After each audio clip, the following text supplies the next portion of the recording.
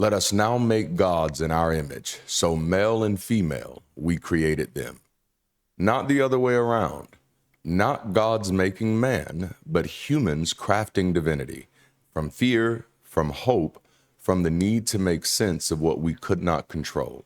We didn't discover God, we projected God onto the stars, onto history, and onto each other.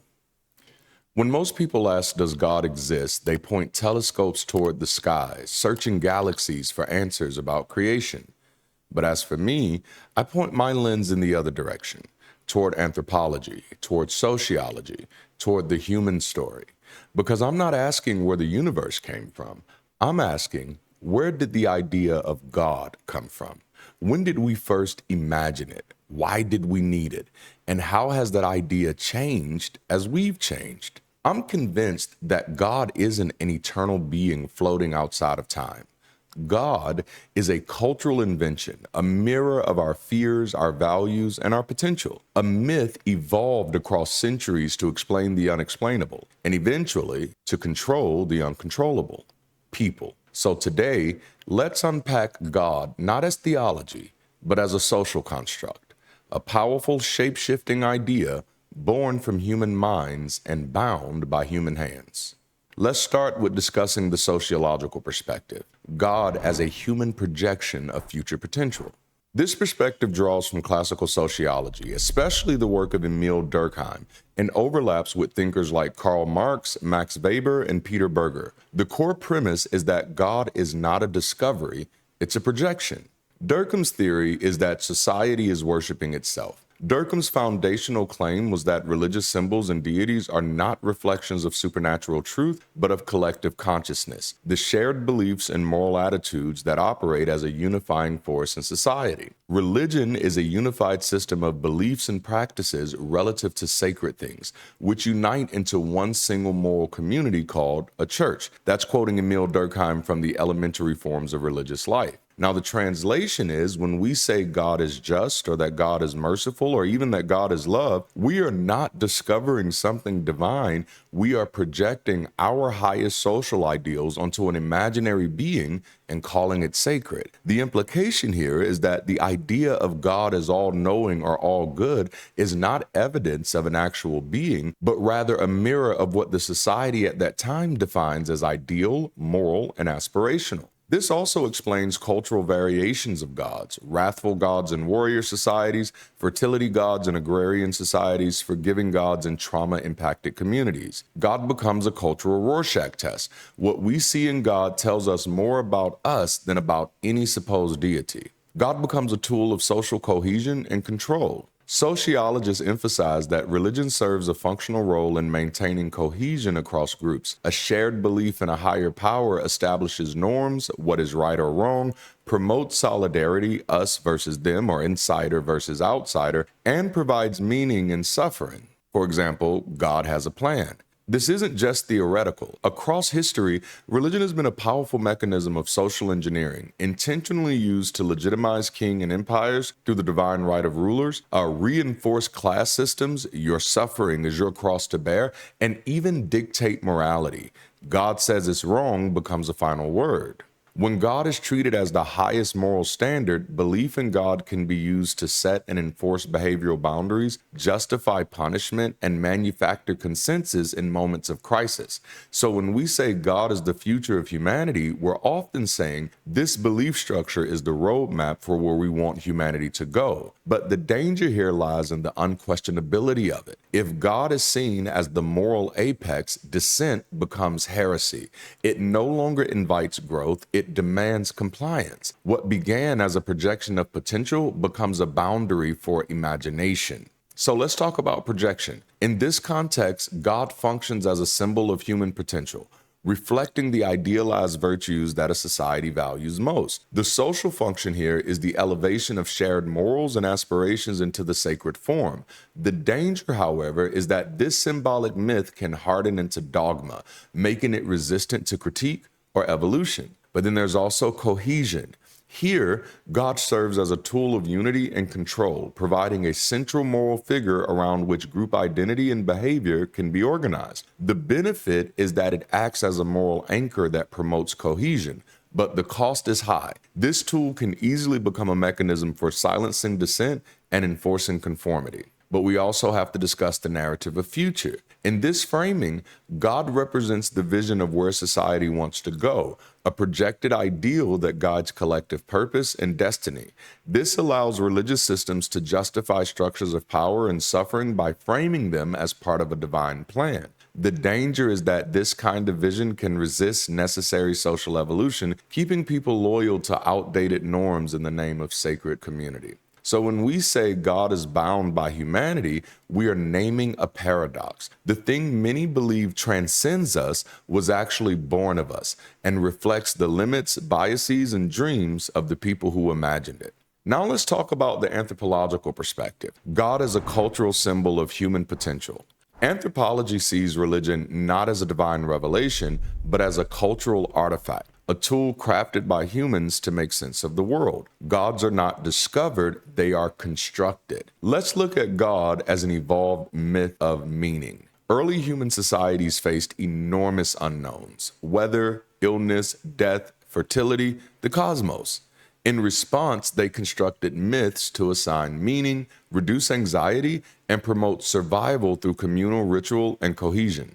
Gods emerged as causal agents. The gods sent the rain, or the gods are angry. Also as moral arbiters to explain why some actions were taboo or sacred, and story anchors to pass wisdom, tradition, and warnings across generations.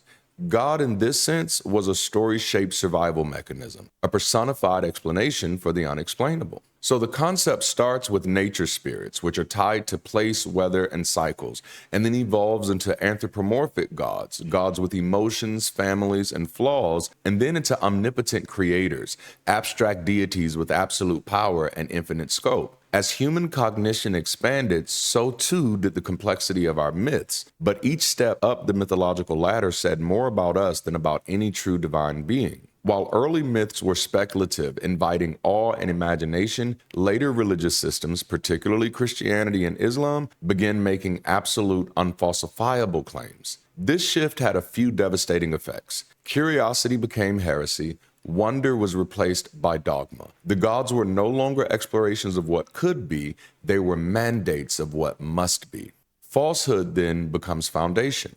Theologies were built on claims of historical events and divine interventions that never occurred, but were enforced as truth. Imagination was chained to illusion. Instead of myths pointing toward unknown possibilities, they began restricting belief to known fictions defended by violence, orthodoxy, and fear. So instead of investing our myths in what we might become, we started investing them in what we must obey. A tragic hijacking of human potential. This isn't myth as imagination, it's myth as manipulation. And it's a distinct feature of monotheistic absolutism in the Abrahamic traditions. Let's talk about God as the reflective artifact of human limits. Our imaginations have boundaries. Even when we claim God is infinite or beyond comprehension, the images, metaphors, stories, and rituals we use to represent that God are thoroughly human. God has a throne, a voice, emotions, even favorites. God hears, speaks, loves, and judges. God favors certain languages, tribes, or texts. In truth, the God beyond limits is always defined by the storyteller's limits. We are anthropocentric beings projecting ourselves onto the cosmos. This is the inescapability of culture. Culture shapes our metaphors. Language shapes our logic. Experience shapes our categories. So when we imagine God, what we're really doing is reaching for transcendence using the only tools we have, our humanity, creating a mental avatar of our best, worst, or most feared qualities, elevated beyond reach. The God myth was ours, and then it was used against us. The gods were once our way of dreaming bigger than we were. Now, in many traditions, God has become a cage we're told not to outgrow. To say God is bound by humanity is not just to critique theology, it's to reclaim the myth from those who's turned it into a prison and use it again as a canvas for potential rather than a weapon of oppression. God is ultimately a mirror of human becoming. The central claim here is not that God exists, but that God functions, not as a person, but as a metaphorical mirror. What we call God has historically reflected not what we are, but what we wish to become, or in many cases, are afraid to become. In this way, divinity becomes direction, a symbolic compass for human progress or preservation. Sociologically, this is God as a collective ideal. From a sociological view, especially rooted in thinkers like Durkheim and Weber, God functions as a North Star of morality, a collective projection of the highest virtues, values, and visions of a society. God becomes the ideal citizen, the perfect ruler, the model parent, or even the ultimate judge, depending on what the society needs to reinforce. When society needs compassion, God is described as merciful. When it needs discipline, God is framed as wrathful.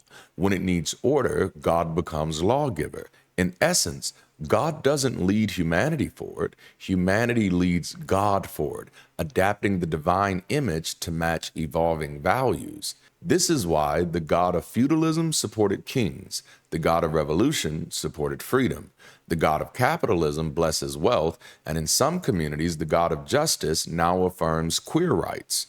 God is not a fixed being. It is a floating signifier attached to whatever society deems most sacred at the time. Anthropologically, we can see God as a cultural construct in motion. From an anthropological view, God is not just an ideal. It's a story-shaped survival tool, tailored to a culture's level of development and historical challenges.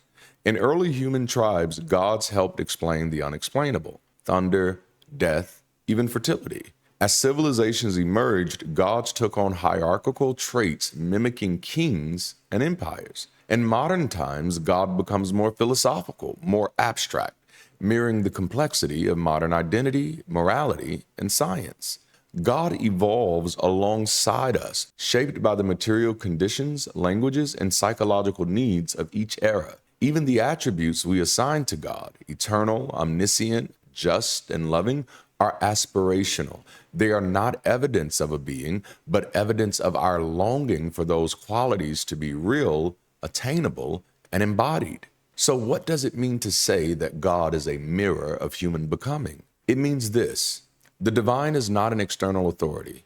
It is an internal ambition disguised as theology. It is the symbolic manifestation of our desire to be better, our need for meaning, and our attempts to transcend our animal origins and step into something more conscious, caring, capable, and perhaps even cosmic. And yet, because that image is always limited by our time, tools, trauma, and imagination, it also reflects our biases, our insecurity, and our tendency to build gods in our own image and call them holy.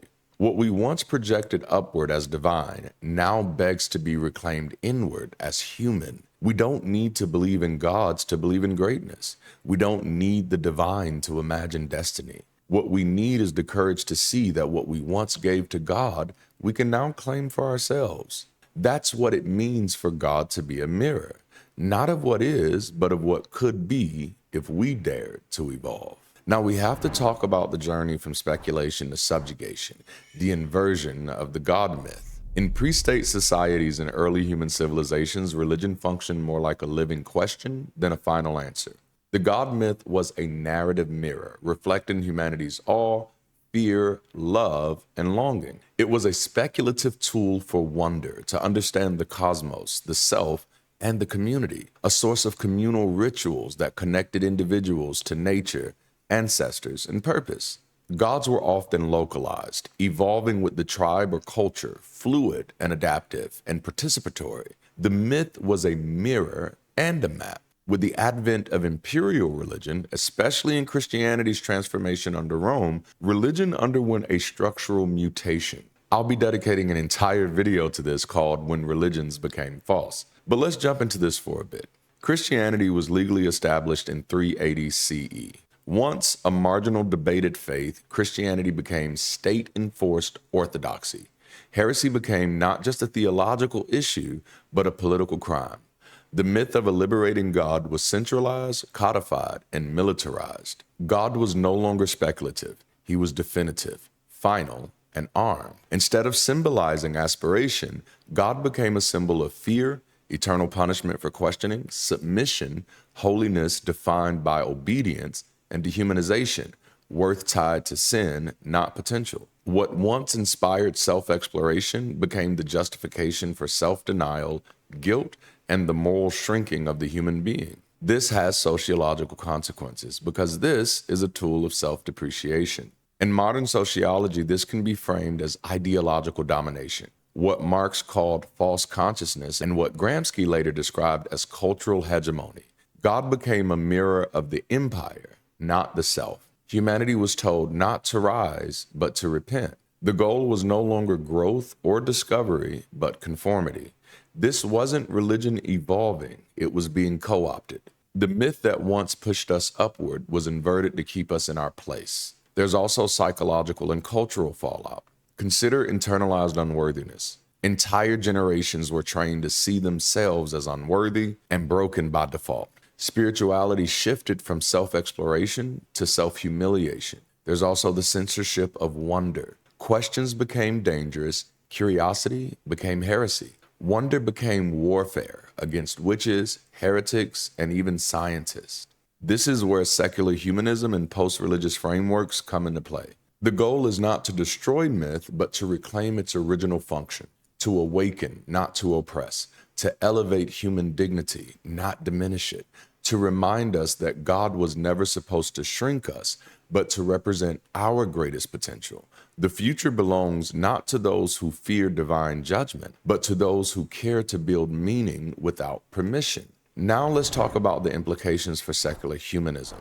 If God is simply the name we gave to the perceived best version of our collective selves, then belief in God is not about a supernatural being, it's about our highest imagined self, and that changes everything. Then belief in God is actually aspirational psychology. Under this lens, God is not a being to be worshipped, but a mirror to be understood. God becomes a symbol of our inner architecture, our desires, hopes, traumas, fears, and longings projected upward and named divine. It's less about theology, more about psychology and sociology, about how we process meaning, morality, and mortality in community. So rather than being a statement of truth, God exists, belief in God becomes a ritual of aspiration, a way to hold our highest virtue in view, even if they're mythologized. That's not divine revelation. That's human psychology dressed in sacred language. What we worship shapes what we become. This is a core humanist insight. The object of our reverence sets the direction of our evolution. If we worship power, we become authoritarian. If we worship purity, we become exclusionary. If we worship love, wisdom, or justice, we orient our development towards those values. In religious systems, God has often been the blueprint, but the danger is that the blueprint is frozen in time and defined by ancient biases and limited worldviews. In a secular humanist framework, we reclaim that shaping power, not through gods, but through grounded, evolving ethics. We don't need gods to be good, but we do need something to aim toward. Humanism says, let that something be us at our best, not some imagined deity at their worst. Now let's talk about God as anthrocentric mythology. Let's call it what it is. The mystery behind God is not divine, it's human. It's a mythology centered in human experience, crafted to house the tension between our limitations and our longing. The God myth emerges when we reach for meaning and suffering. It appeals when we long for justice in an unjust world. It thrives when we fear the unknown and want comfort that something bigger is in control. But that something bigger is often just the collective mind of humanity trying to hold its breath in the face of chaos. God was never above us. God was always within the arc of our evolution, ethically, socially, and cognitively. As secular humanists, the goal isn't to mock myth, but to understand it and evolve beyond it. We can honor the impulse behind the God concept without worshiping the invention. We can value community, ethics, ritual, and awe without attributing them to invisible beings. And we can dream bigger than the limits of outdated theology. Because if God is the name we once gave to our highest self, then humanism is simply the decision to become that self without pretending it's someone else. Did you enjoy today's conversation? Well, listen, this is just the tip of the iceberg. As a leader, communicator, and developer, I'm committed to empowering individuals and communities with the tools and resources needed to build better in whatever ways that make sense for them. If that resonates with you, make sure to like this video, subscribe to the channel, and check out some of the other titles on the screen. I appreciate you so much for sharing your time with me today, and until next time, keep rising.